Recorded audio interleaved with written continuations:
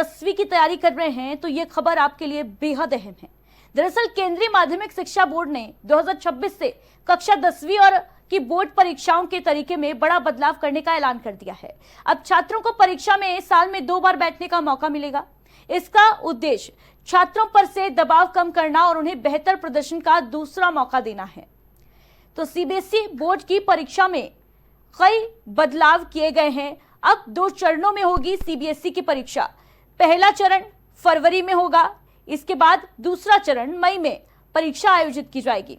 पहली परीक्षा में यानी पहले चरण में सभी की अनिवार्यता जो है वो रहेगी, यानी कंपलसरी रहेगा ये परीक्षा देना पहले चरण की जो फरवरी में होगी। वही दूसरी परीक्षा की अगर बात की जाए तो ये परीक्षा जो है पूरी तरीके से वैकल्पिक होगी। पहले प्रयास से अगर आप संतुष्ट नहीं है या आपका बच्चा संतुष्ट नहीं है पहले प्रयास से, तो दूसरी बार वो फिर से छात्र परीक्षा दे सकते हैं जो परिणाम से संतुष्ट नहीं है। परिणाम जो है परीक्षा के वो 2 बार जारी होंगे।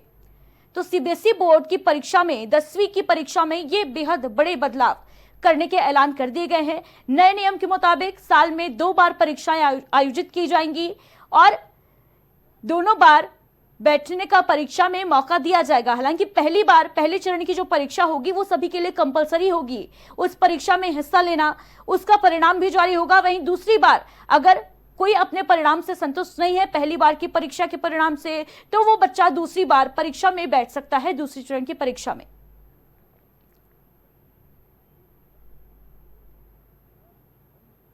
और इस पूरी खबर की अहम बात यह है कि पहली परीक्षा के नतीजे अप्रैल में और दूसरी परीक्षा के नतीजे जून में घोषित किए जाएंगे। इससे छात्रों को एक ही शैक्षणिक सेशन में 2 बार अवसर मिलेंगे। समय पर अपने करियर और आगे की पढ़ाई के लिए डिसीजन छात्र ले सकेंगे। सीबीएसई ने यह भी स्पष्ट किया है कि इंटरनल असेसमेंट अब पूरे साल में सिर्फ एक बार ही किया जाएगा। यह बदलाव परीक्षा प्रक्रिया को सरल और अधिक पारदर्शी बनाने के लिए किया गया है। वहीं महाराष्ट्र में कोविड-19 संक्रमण के 30 नए मामले सामने आए हैं, जो से इस साल जनवरी से अब तक राज्य में कुल संक्रमित लोगों की संख्या 2425 हो चुकी है।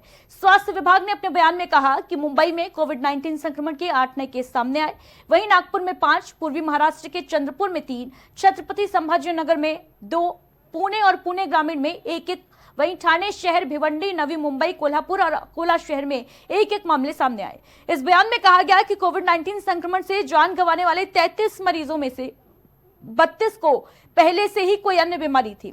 इसमें साथ ही यह भी कहा गया कि महाराष्ट्र में 1 जनवरी से अब तक कुल कोविड-19 के 26,736 परीक्षण किए जा चुके हैं और अब तक कुल 2,106 मरीज स्वस्थ हो चुके हैं। बहरहाल महाराष्ट्र में 256 एक्टिव मामले हैं। और इस पूरी खबर की अहम बात यह है कि कोरोना की इस नई लहर से घबराना नहीं है, बल्कि सतर्कता, सावधानी बरतनी है।